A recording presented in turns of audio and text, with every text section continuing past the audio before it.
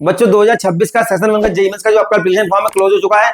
अब 2026 के लिए कितने बच्चे आपके रजिस्टर हुए हैं? देखिए 2026 में 14.48 लाख बच्चे जो है आपके रजिस्टर हुए हैं। अब कितने बच्चे इसमें से अपीयर्ड होंगे, क्योंकि काफी सारे बच्चे इसमें ऐसे होते हैं जो रजिस्ट्रेशन तो कर देते हैं पर उनका फीस सबमिट नहीं हो पाता है, तो फाइनली उनका फॉर्म सबमिट नहीं हो पाता है। सेशन 1 यानी कि जनवरी फेज की हम लोग बात करें प्रीवियस ईयर की, तो देखिए 2021 में आपका 6,52,628 बच्चे रजिस्टर हुए थे। 2022 में 8,72,970 बच्चे रजिस्टर हुए थे। 2023 में 8,60,664 बच्चे रजिस्टर हुए थे। 2024 में 12,21,624 बच्चे रजिस्टर हुए थे। 2025 में 13,11,544 बच्चे रजिस्टर हुए थे। लेकिन इसमें से 2025 में जेईई मेंस का जो फेज 1 जनवरी वाला एग्जाम था उसमें 12,60,000 बच्चे ही एग्जाम में बैठे थे, मतलब एग्जाम में जो अपीयर्ड बच्चे हुए थे वो 12,60,000 थे। तो टोटल बच्चा जो रजिस्टर हो रहा है ये सारे बच्चे एग्जाम में अपीयर्ड नहीं होते हैं। एग्जाम में अपीयर्ड वही बच्चे होंगे जिनका फॉर्म फाइनली सबमिट हो गया है। तो कंपटीशन फिलहाल 2026 में बढ़ने वाला है। 2019 के बाद सबसे ज्यादा स्ट्रेंथ में बच्चे इस बार पार्टिसिपेट कर रहे हैं। सेशन 1 का बच्चे जो एग्जाम होता है जनवरी वाला, इसके बाद जो आपका अप्रैल वाला सेशन होगा इसका फॉर्म आपका आएगा फरवरी में। अब अप्रैल वाले सेशन में हर साल लगभग 2 से 3 लाख बच्चे, कभी कभी 3.5 लाख बच्चे एक्स्ट्रा यहाँ पे as a unique candidate register होते हैं। तो अगर हम ये मान के चलें कि लगभग अप्रैल वाले अटेम्प्ट में 3 लाख बच्चे और जो है पार्टिसिपेट करेंगे, तो ये टोटल बच्चे जो आपके हो जाएंगे 17.17 लाख के बच्चे जो है पार्टिसिपेट इस बार करने वाले हैं। तो पिछले 5 से 6 सालों का रिकॉर्ड हम लोग देखें तो ये रिकॉर्ड इस बार ब्रेक होने वाला है। लगभग इस बार आप लोग मान के चले 2026 का जो सेशन अप्रैल वाला जो एग्जाम होगा इसमें एज अ यूनिक कैंडिडेट लगभग आपके 17.5 लाख के आसपास बच्चे जो हैं ये पार्टिसिपेट करने वाले हैं। तो कंपटीशन आपका बढ़ने वाला है, सीटें बच्चों आपके पास उतनी है।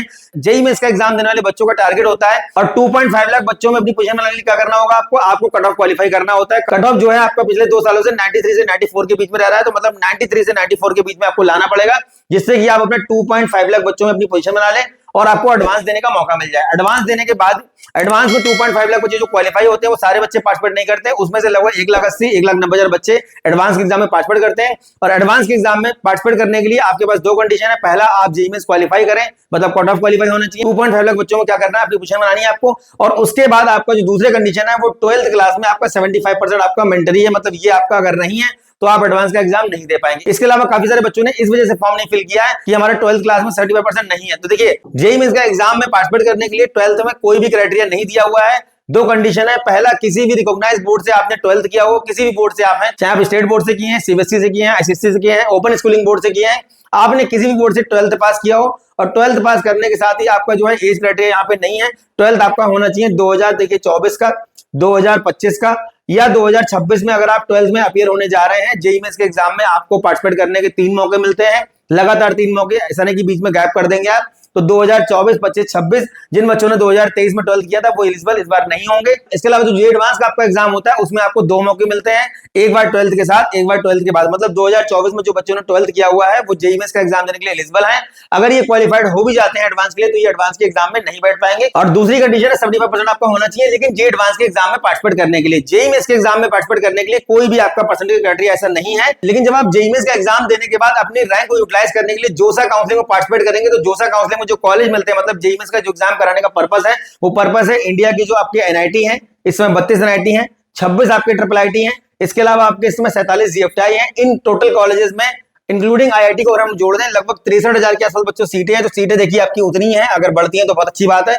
63,000 सीट के लिए इस बार जो है लगभग 17.5 लाख के आसपास बच्चे कंप्लीट करने वाले हैं। कंपटीशन बढ़ने वाला है, मेहनत से अपना पढ़ाई करते रहिए, अच्छे से प्रिपरेशन करिए और जनवरी अटेम्प्ट में अच्छा परसेंटाइल गेन करके अपने एडवांस की प्रिपरेशन करिए। तो ये 63,000 बच्चे जो आपकी नंबर ऑफ सीट है एनआईटी, ट्रिपल जीएफटीआई के अलावा, इसके अलावा ऑल ओवर इंडिया के बहुत सारे आपके ऐसे स्टेट हैं जो आपकी जेईई मेंस की रैंक को कंसीडर करते हैं। मतलब जितने भी आपके स्टेट गवर्नमेंट कॉलेज है, वहां के किसी भी स्टेट की आप बात कर लीजिए, राजस्थान हो, हरियाणा हो, दिल्ली हो या फिर उत्तराखंड है, उत्तर प्रदेश है, मैक्सिमम जो आपके स्टेट है वहां के गवर्नमेंट प्राइवेट दोनों कॉलेज में आपकी जेईई मेंस की रैंक कंसीडर की जाती है। कुछ कुछ स्टेट आपके ऐसे हैं जहां पे केवल प्राइवेट कॉलेज के लिए अपनी जेईई मेंस की रैंक को दिखा करके एडमिशन आप ले सकते हैं। तो परेशान होने की जरूरत नहीं है। सही इन्फॉर्मेशन अगर आपको सही समय में मिलती रहेगी तो आप अपनी परसेंटाइल रैंक को यूटिलाइज करके ड्रीम कॉलेज तक पहुंच जाएंगे। इसके लिए लगातार हम लोग पिछले 3 साल से सेमिनार के माध्यम से, वेबिनार के माध्यम से, लाइव के माध्यम से, वीडियो के माध्यम से आपको गाइड कर रहे हैं, आगे भी करते रहेंगे। करेक्शन विंडो बच्चों जो आपका ओपन होने वाला है ये 1 से 2 दिसंबर के बीच में ओपन होगा। अब इसमें क्या क्या आप चेंज कर सकते हैं, जो आपका करेक्शन विंडो ओपन होने वाला है इसमें क्या क्या चेंज कर सकते हैं वो भी हम लोग देख लेते हैं। ये बच्चों 20 नवंबर को एक नोटिस आया हुआ था एनटी की तरफ से, यहाँ पे देखिए दिया हुआ है 1 दिसंबर से 2 दिसंबर के बीच में आपका जो है करेक्शन विंडो ओपन होगा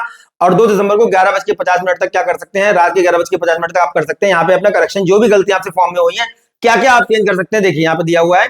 क्या क्या आप चेंज कर सकते हैं, कुछ चीजें यहाँ पे ऐड की गई हैं पिछले साल के कंपैरिजन में। देखिए हम लोग, देखिए क्या क्या आप चेंज नहीं कर सकते हैं। मोबाइल नंबर आप चेंज नहीं कर सकते हैं, जिसमें आपके सारे ओटीपी जाएंगे काउंसलिंग के टाइम पे।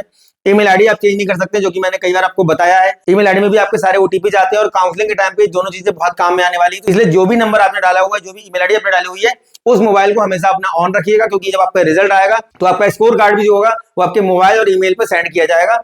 एड्रेस जो आपने डाला हुआ है परमानेंट और प्रेजेंट एड्रेस, जिससे कि आपका एग्जाम सेंटर यहाँ पे सिलेक्ट करने का आपको मौका मिला होगा, वो आप चेंज नहीं कर सकते हैं। इमरजेंसी कॉन्टैक्ट डिटेल आप चेंज नहीं कर सकते हैं। फोटोग्राफ जो आपने लगा दिया वो आप चेंज नहीं कर सकते हैं। इसके अलावा क्या आप चेंज कर सकते हैं, देखिए इसमें से कोई एक चीज आप चेंज कर सकते हैं। कैंडिडेट नेम या फादर नेम या मदर नेम, इनमें से कुछ भी गलत हो गया है तो आप चेंज कर सकते हैं।